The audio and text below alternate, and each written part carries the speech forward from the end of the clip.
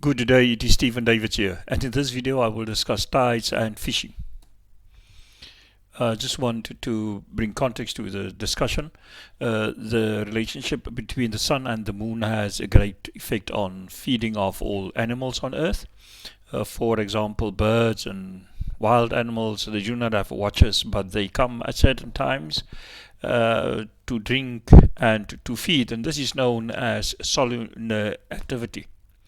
Now you must please take note that solunar activity periods do not always correspond or overlap with the tidal periods that's best for fishing.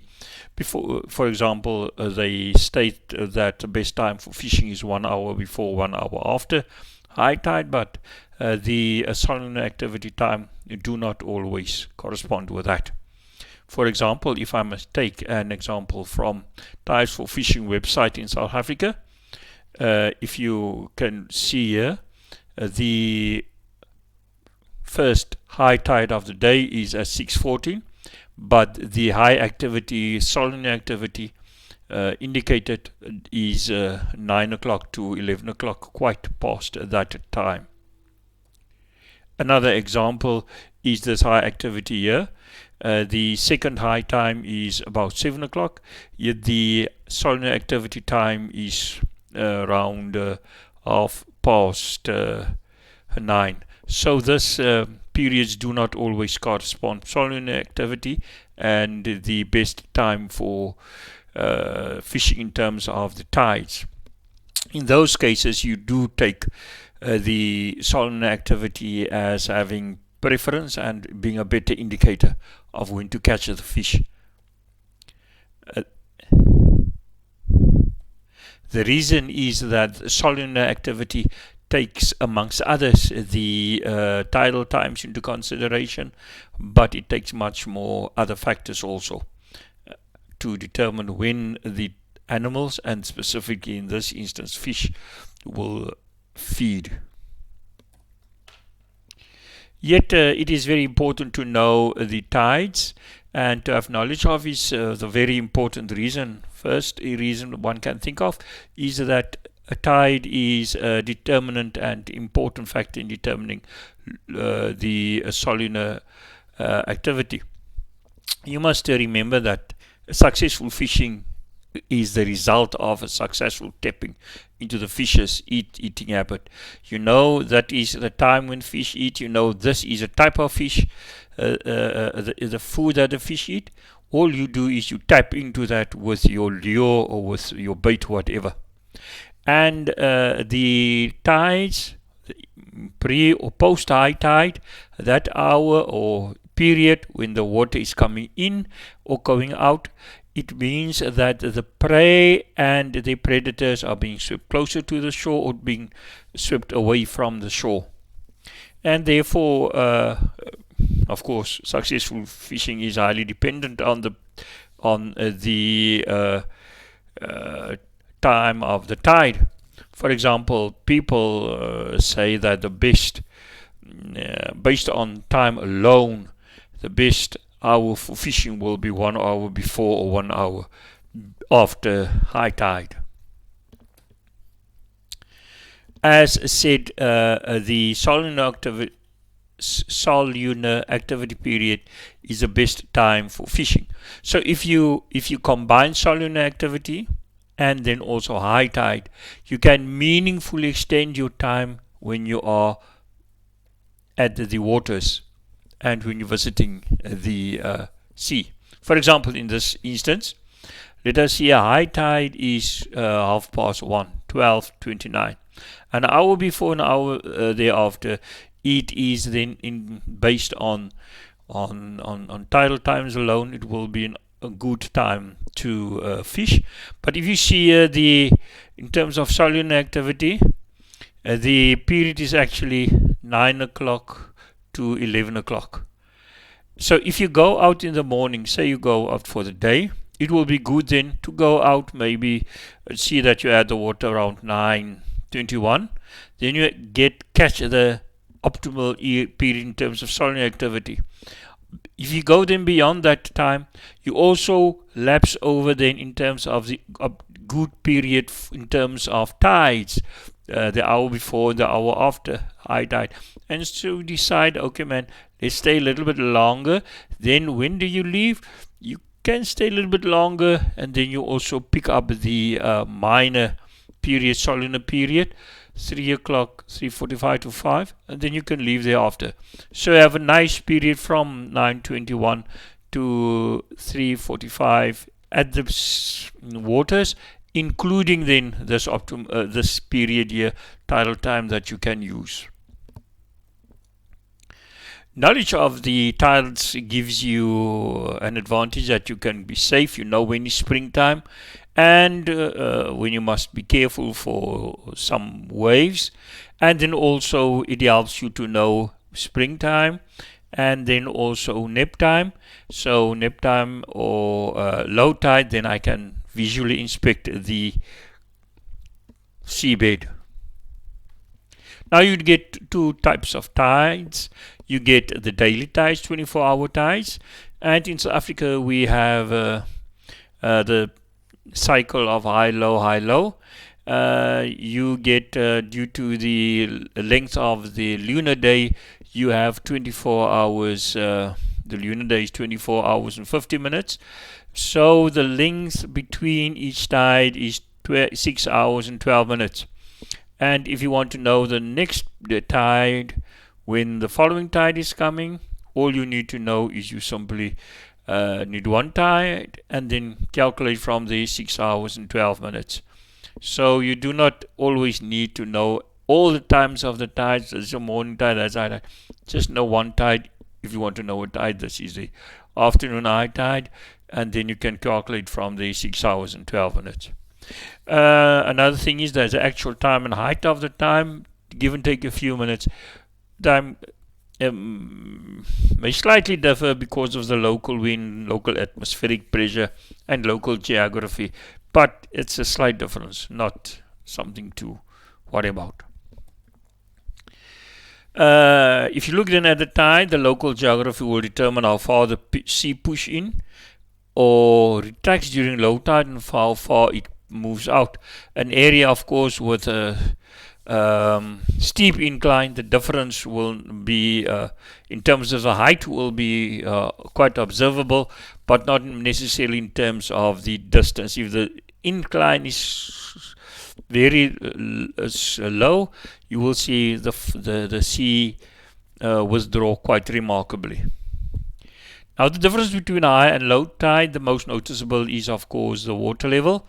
High tide, the water level is high. Low tide, the water level is low.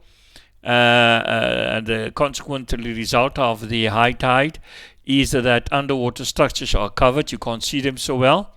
And in low tide, the underwater structures, galleys, rocks, sandbanks that are otherwise covered, you can see them. So the impact for fishing is that if you want to know an area that you do not know where you must throw, how the rock look, etc., you go out during low tide and you have good inspection. If you want, you can take photos, you can make markers, you can see their cast during high tide, or sometimes the fishermen in the rocky area, the sinkers that they dropped, or other maybe lures that got entangled in the rocks. Here's an animation of what the high tide and low tide is, the difference, what is covered. You see it on top, and how the water is rising is high tide, and this is in low tide where the water exposes the seabed. Here's then also another picture where you can see here the high tide is there, and then also here where the low tide is, the same boat. Can you see here the same boat? It's basically a low, and you can see the bed. So the difference between high and low is quite dramatic.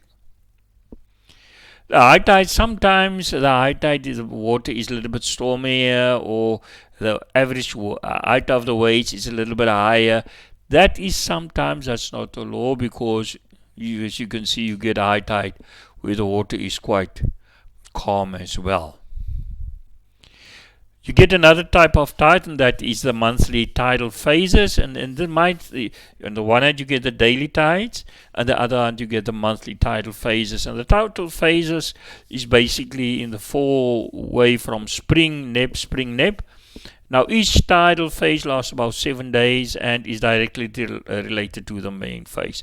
So when you want to see what phase it is, tidal phase it is, all you do is you look up at night, and you will see the tidal phase is directly related to the moon, and the earth here is the earth direction, and this is the direction of the sun, and the gravity pulls that the sun effect on the moon and the earth, and this moon is rotating around the earth.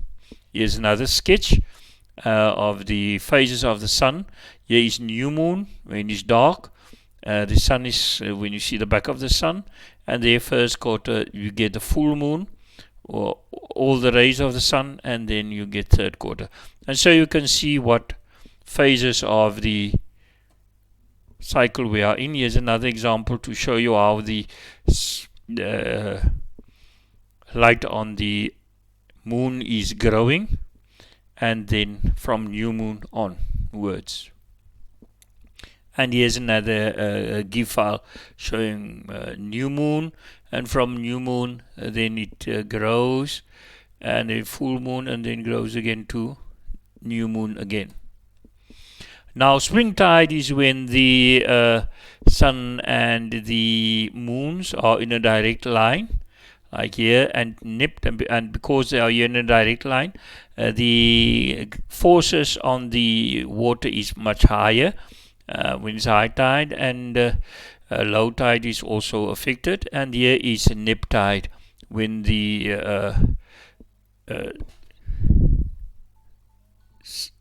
here is nip tide, where the first and third quarters.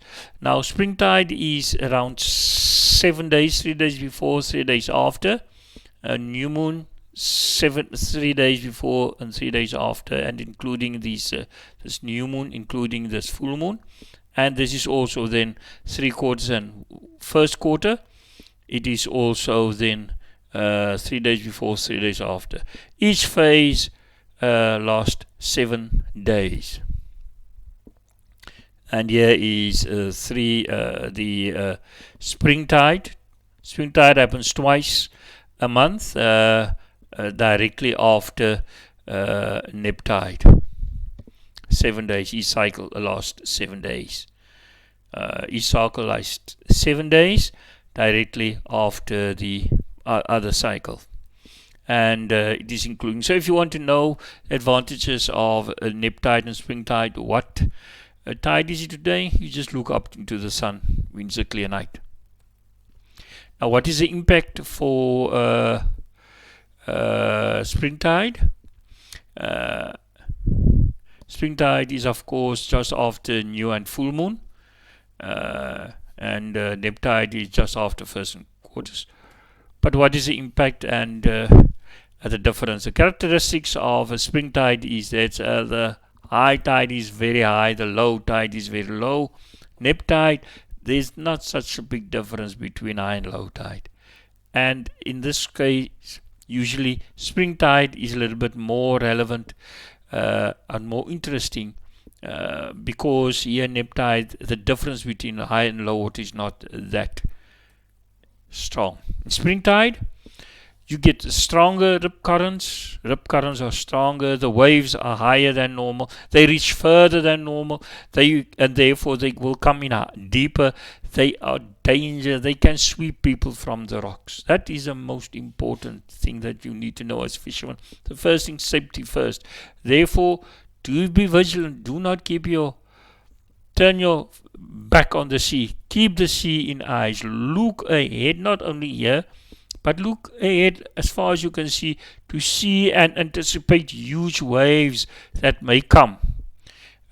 Huge waves that are much higher than normal. Maybe you can see it on the height itself, or you can see sometimes the foams that come from very far, because the higher waves hit rocks out further in the sea. Also, a good thing is do not fish at night or when you cannot see the waves coming from afar. This is spring tide, just be very careful.